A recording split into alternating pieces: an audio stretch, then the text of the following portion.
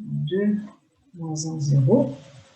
Et enfin, 0, 0, 3, moins 1. Est-ce que ça va pour cette question?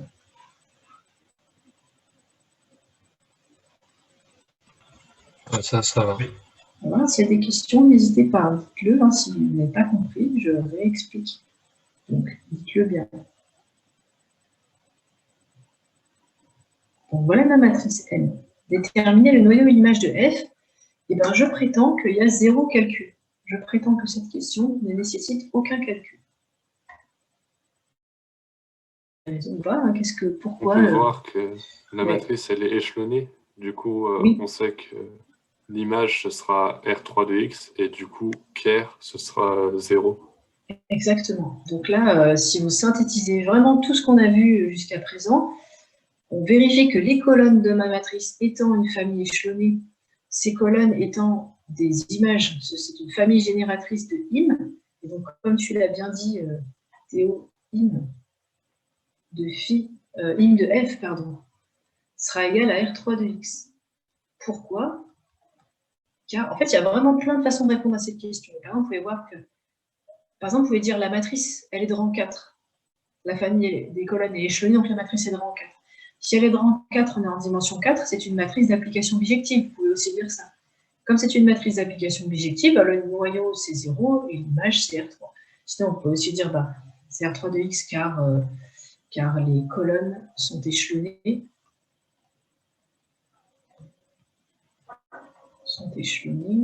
Donc de rang 3. Les colonnes, alors de M, peut-être que j'écris les colonnes de M, sont échelonnées, donc rang de M égale 4. Puis là, vous pouvez vraiment conclure de différentes manières en disant soit du coup la matrice de l'application bijective, soit l'image c'est R3, donc par le théorème du rang, le noyau ce sera 0, etc. Donc il y a vraiment plein de façons différentes de le dire, mais ce qu'il faut surtout pas, c'est de ne pas faire de calcul ici. Il ne faut faire aucun calcul. Si vous lancez dans cette question en faisant des calculs, vous perdez du temps pour rien. Il faut tout de suite repérer que la matrice va être inversible et du coup, c'est une matrice de bijection. Donc, F est bijective.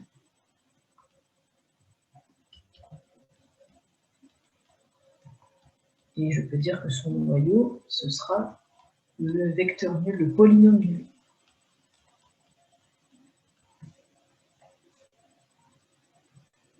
Voilà. Marquez ici que M est la matrice d'une application bijective. Vous pouvez dire ça. Matrice de rang 4, inversible. M étant inversible, c'est la matrice d'une application bijective.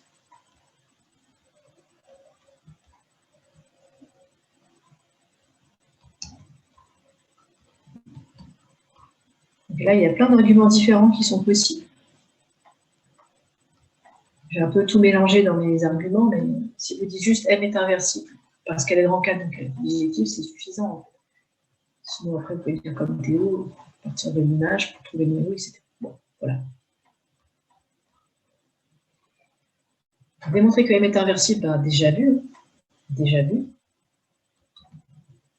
puisqu'elle fait bijective. Donc la matrice est de rang 4, comme vous voulez. Calculer M-1, alors ici, ça va être assez facile de trouver M-1. Vu que c'est presque l'heure, comme le calcul n'est pas difficile, on va le faire ensemble.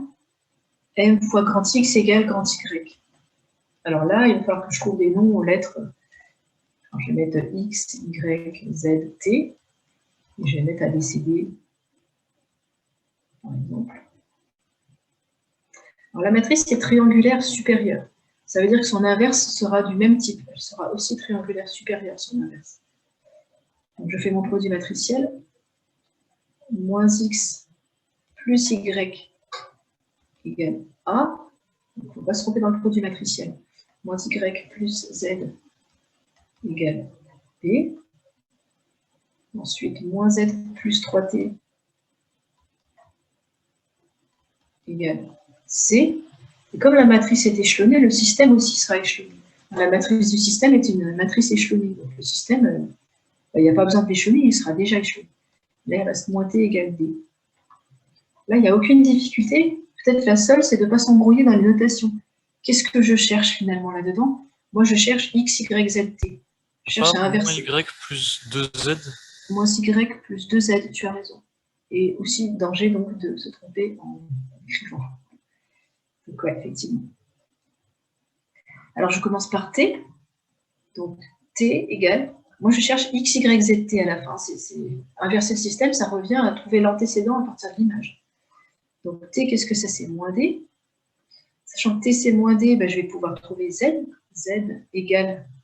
Alors, si je regarde bien, ça va nous faire 3t moins c. C'est-à-dire moins c moins 3d. Si je vais dans le bon ordre. Okay. Ensuite, je remonte à y. Y, ça va nous donner 2z moins b.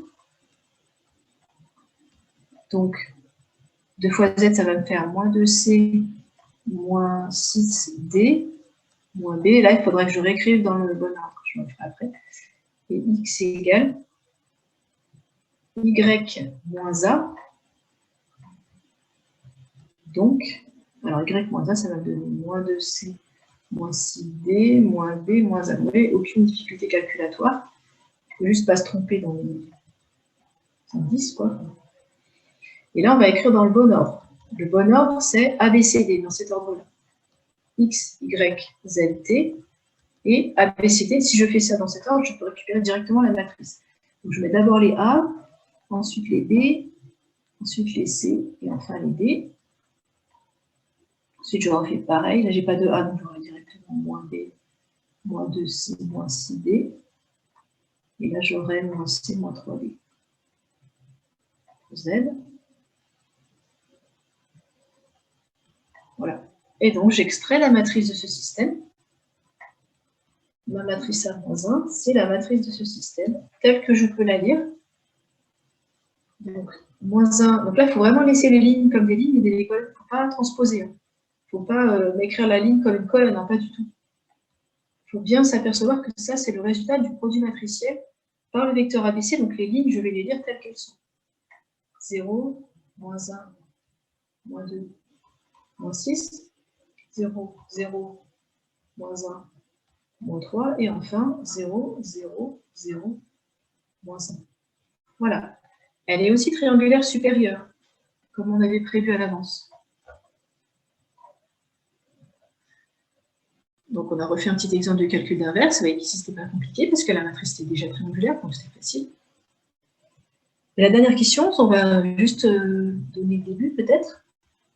Déterminer les solutions polynomiales des équations différentielles. Alors l'équation numéro 1, c'est y' de x moins y de x égale x carré plus 1. Alors, je prends cette équation-là, et la question que je vous pose, c'est quel est le rapport avec ce qu'on vient de faire? Un peu comme tout à l'heure dans l'exercice où il y avait la dérivée énième, là.